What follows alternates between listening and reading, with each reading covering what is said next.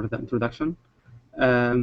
So actually, this project is a project we started like 3 years ago in University of Minnesota, and it's about how to take Hadoop as a MapReduce framework and add special functionality to it. So we have Hadoop, it's working well, but we need to make it work better and more efficiently for spatial data.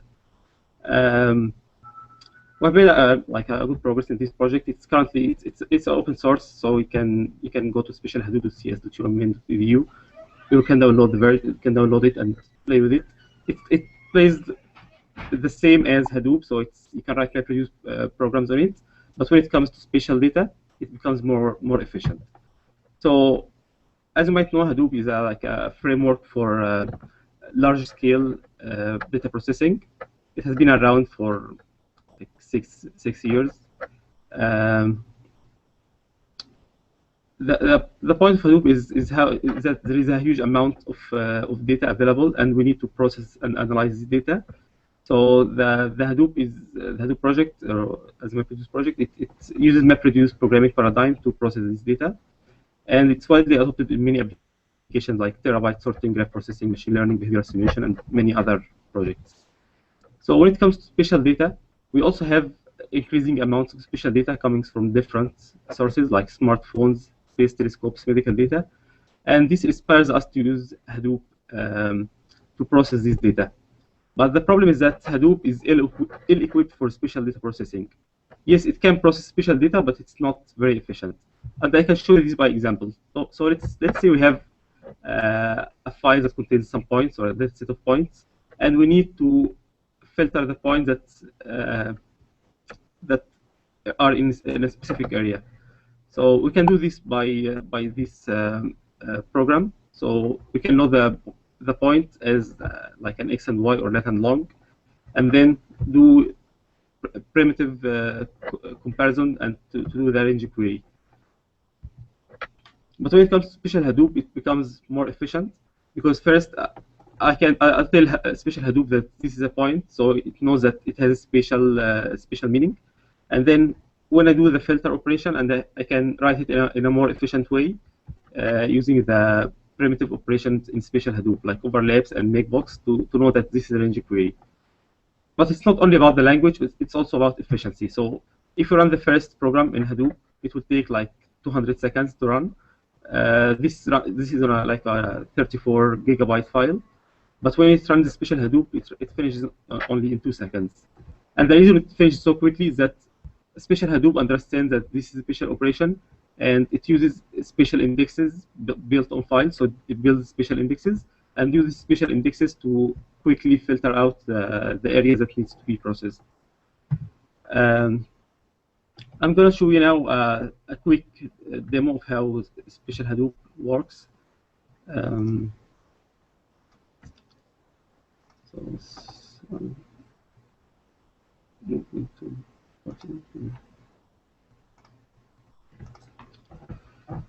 Okay, so as I mentioned, Hadoop is like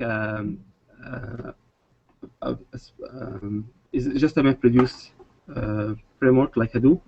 So we can deal with it from command line, like to upload files and do stuff, and then you can also use Pig as a language to process it. So I can show you like a quick example of the two programs I mentioned earlier, like the Pig. So this is the range query. So this is like a small range query, and this is written in traditional Pig, so it's nothing new here. But when we set in spatial Hadoop, you can see that the make box and contains and this like this part here. We can use the make box and contains to do the range query quickly. So we can run it as a traditional Pig program. I run it in local mode just for presentation issues. So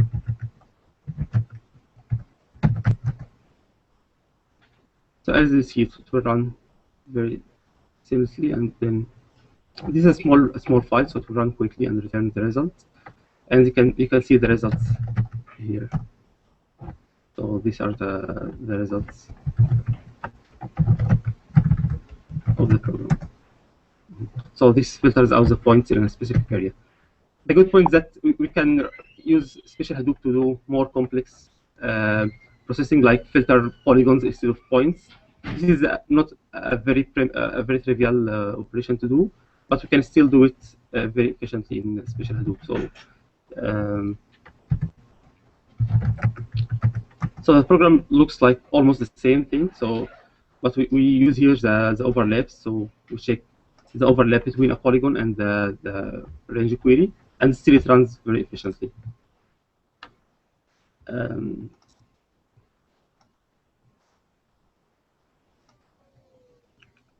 So I'll also show you quickly how to work with Hadoop. So the website of Hadoop.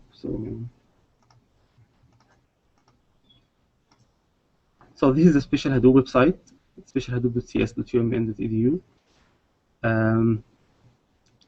You'll find here how to download the Spatial Hadoop and how to configure it to work with how to configure the Spatial Hadoop, and how there's some examples here how to generate some data, how to do a range query, KNN, special join. There are more operations in Spatial Hadoop.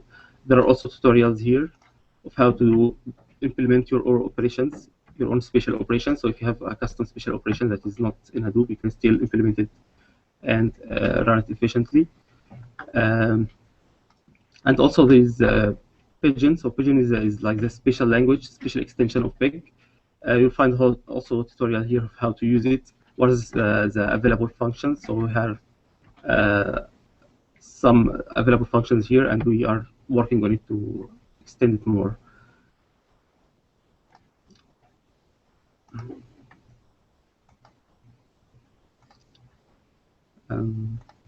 So return to our presentation here.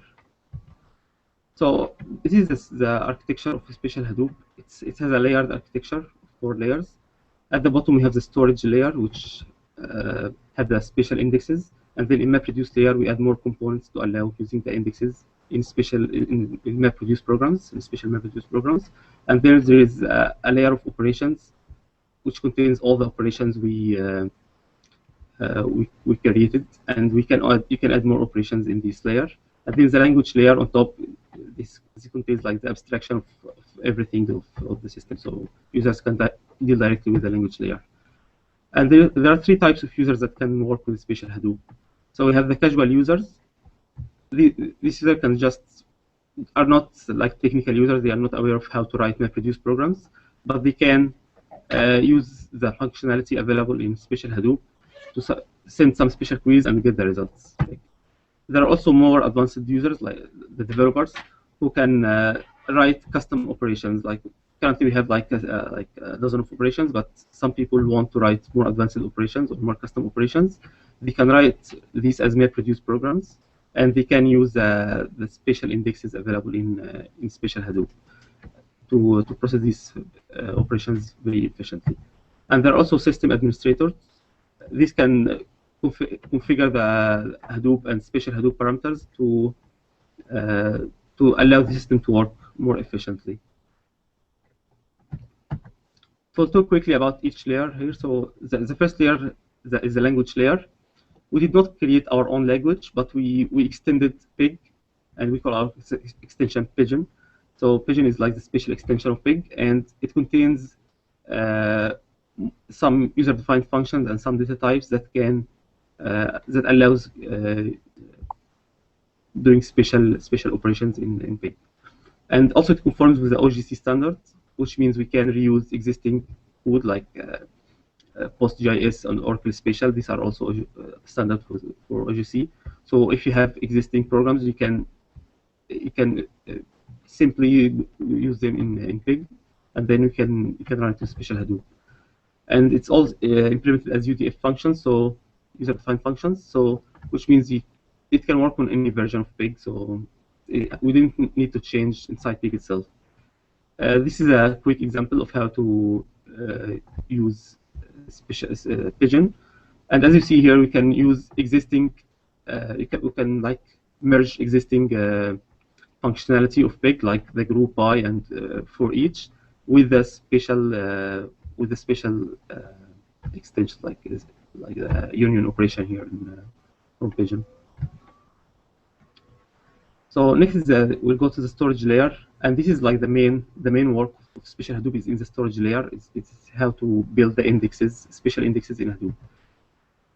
So Hadoop by itself works mainly with non-indexed files, like heap files, and these are sufficient for traditional operations like log analysis and maybe like sorting.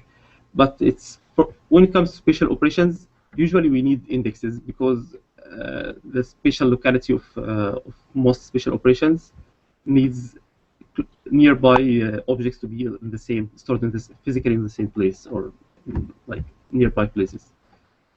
And there are traditional spatial indexes, but they are not directly applicable to Hadoop for two reasons. First, there are some HDFS limitations compared to the normal file system. HDFS is the Hadoop file system, and it allows the files to be written once, and once written, it cannot be modified. You can append to the file, but you cannot modify existing data. This is different from the traditional file systems, which allow you to modify the file. And the other thing is that there's different programming paradigm. So traditionally, we use the procedural programming paradigm, where you can write like for loops, while loops, like in Java programs. But in MapReduce, in Hadoop, you have to use the MapReduce programming paradigm, which is just you write the map function, the reduce function, and then the system does the whole processing and decides how to run these functions on the file. So this is the structure of the index, the special index we built in Spatial Hadoop. So if let's say we have a file that contains some points, we have two layers of indexes. The first layer is the global index, and in the global index we put we partition the file across nodes. So we have each group of points or polygons or whatever that are in the same area. They go to the same machine, and then in the second layer of indexes, we have the local indexes, which means that inside each of these partitions, we build another index inside it to allow retrieving the records quickly. And then each partition of the global index is stored in a separate HDFS block, which is typically like 64 megabytes, and then we build the index inside this block, the local index inside this block. So we have one global index for the file, and then multiple local indexes for each block in the file. And then each of these blocks is stored on a data node, and then we build the global index on top of this. To create this index in Spatial Hadoop, we provide a command line or file shell, a new file shell command called write special file. We provide the source file and the destination file, and then the type of index you want to use for the global index and for the local index. Currently, we have the grid and the R3, so we can build the global index as grid or R3 and the local index also as a grid or R3. And you can skip the local index altogether. So if you don't want the local index, you can skip it. And then you provide in the file, the CSV file, you provide the column that you need to index if you have multiple columns, and then the type of shape stored there, like if it's point or a polygon. After this is in the MapReduce layer, so we created this index, but in MapReduce programs, you just write map and reduce function, so there is no direct way to use these special indexes. So we had to extend the MapReduce layer in Hadoop to provide like some access methods to the special index in Spatial Hadoop. So we added the special file splitter, which uses a global index to filter out blocks that are not that do not provide the answer. And then we have also the special record reader. This uses the local index to quickly retrieve the records that need to be processed. So this is the map plane in Hadoop. This is in traditional Hadoop. So we have the input file on the left, and then we have a file splitter. The file splitter splits this file into a number of splits, number of splits is usually provided by the user, and it's calculated based on the number of machines you have and the file size. Then we have the MapReduce framework creates a map task for each split.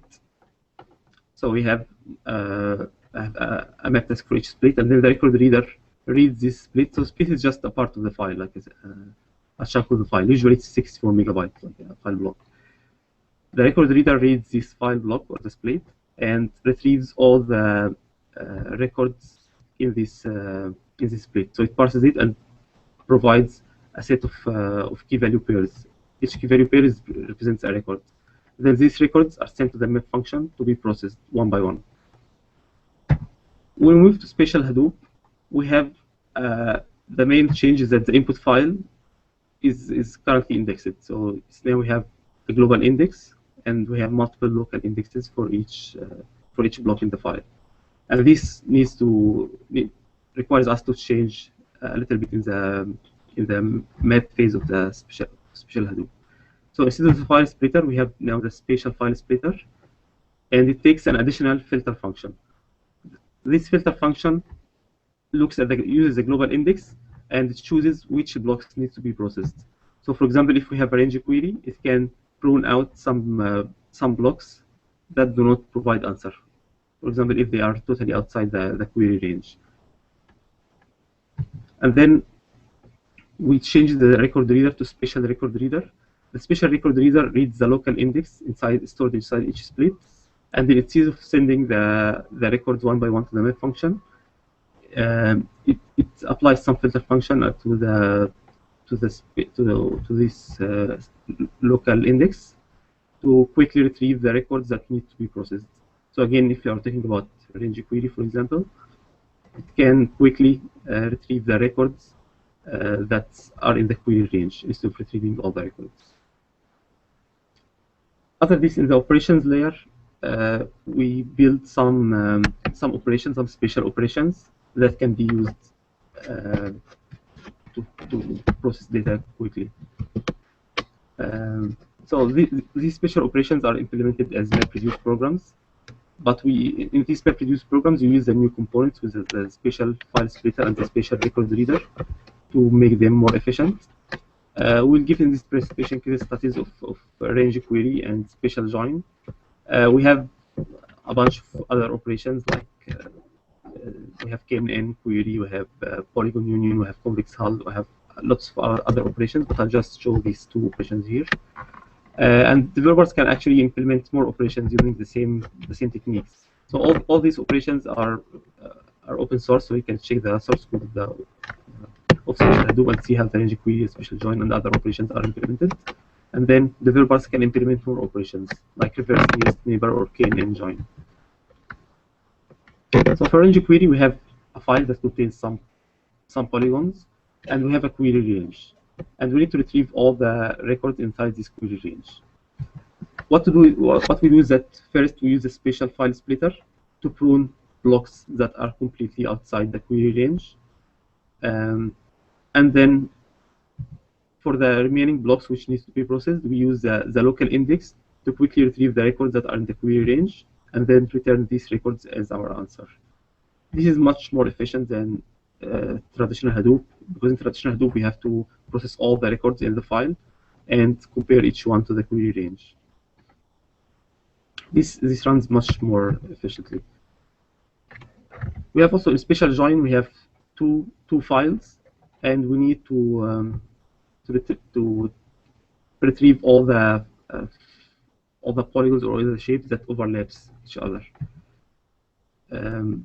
So what we do here is that we use a spatial file splitter first to find each pair of overlapping blocks, and then for each pair of overlapping blocks, we use the spatial record reader to do the spatial join between the records inside these two inside these overlapping partitions, overlapping blocks.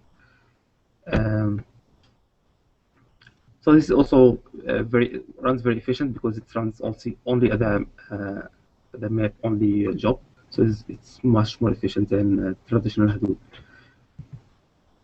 But we did also some experiments on real data and on synthetic data. on using Hadoop and Special Hadoop and compare the performance. We use the throughput as our main performance metric, which is represented as jobs per minute. So we have here the range query. As we see that the performance or the throughput of Hadoop decreases as the file size increases because it has to process the whole file. But for Special Hadoop, it's more efficient because it quickly retrieves part of the files that needs to be processed, which means it can run much more efficiently. For k-nearest neighbor also we have the same thing. So for traditional Hadoop, it has to process the whole file, so it becomes very inefficient when the file size increases. But in Special Hadoop, it can quickly retrieve, do some filtering to find the area that needs to be processed, and it runs much more efficiently. For Special Join, we also compare to SGMR, which is like the state-of-the-art Special Join algorithm for Hadoop, and for all the cases we have the Special Hadoop runs more efficiently. So in conclusion, we present Special Hadoop as a full-fledged system for spatial data processing. We provided a special language, which is Pidgin, as a special extension to Pig, and we built a two-level spatial index in the storage layer, which is a global index and local index. We add new component to the MapReduce layer, which allows writing MapReduce programs more efficiently for spatial data. And then we have we implemented some operations, and we showed how range query and Special Join are implemented. And then we did some experiments just to prove the scalability and efficiency of Special Hadoop. In the future, we need to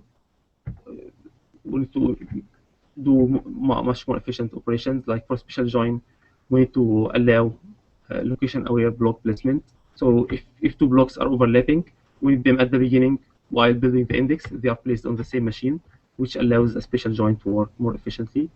And also we need to implement more operations in Special Hadoop, like KNN join and reverse nearest neighbor. And also something else we need to do is to implement more index structures like Quad3 or KD3 and see how they behave in Special Hadoop. We'll also build them as the global and local indexes. So this concludes our talk, and if you have any questions, we'll be happy to have your questions.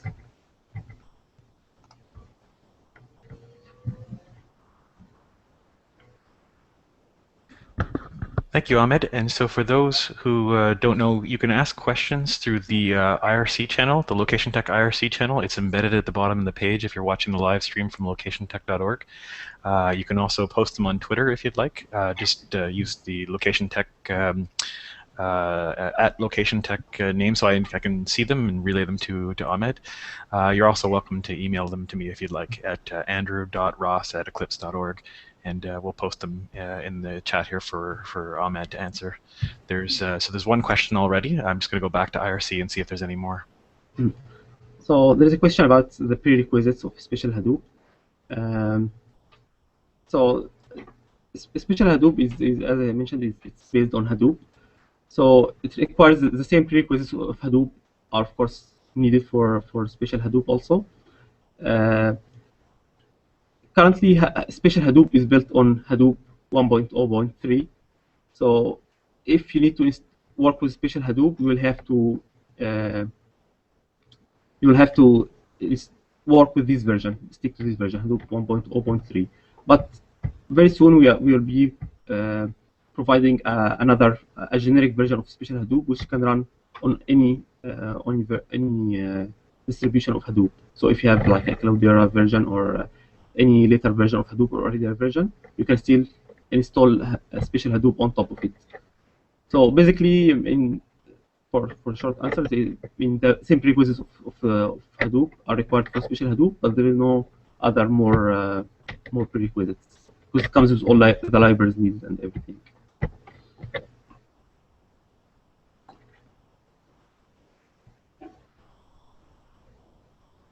Okay, I think it's probably a sign of the great presentation that you've done, Ahmed. I don't see any more questions in IRC or Twitter or on email, so I'd like to thank you very much for coming to speak with us here today.